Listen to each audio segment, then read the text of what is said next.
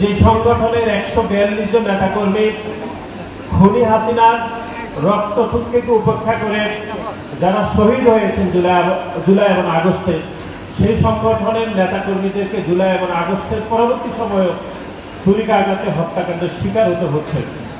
এটি আমাদের জন্য খুবই দুঃখজনক এবং এটি খুবই হৃদয় বিদারক এবং মর্মান্তিক ঘটনা বলে আমরা মনে করি।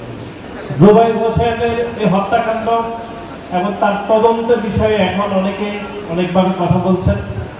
বাংলাদেশ জাতীয়তাবাদী ছাত্রদলের পুরো পরিবারের পক্ষ থেকে আমাদের দাবি হচ্ছে প্রকৃত আসামি গ্রেপ্তার করতে হবে এবং প্রকৃত আসামিদের গ্রেপ্তার ব্যতীত যদি অন্যকে গ্রেপ্তার হয় তাহলে জুবাইর হোসেনের আসলে আত্মা কখনো শান্তি পাবে না।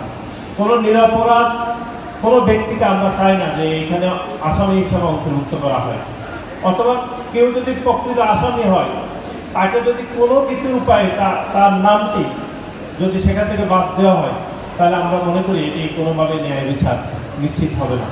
জগন্নাথ বিশ্ববিদ্যালয়ের জুবাইর শুধুমাত্র আপনাদের বিশ্ববিদ্যালয়ের শিক্ষার্থী নয়, একই সাথে আপনাদের সন্তানতুল্য শিক্ষার্থী।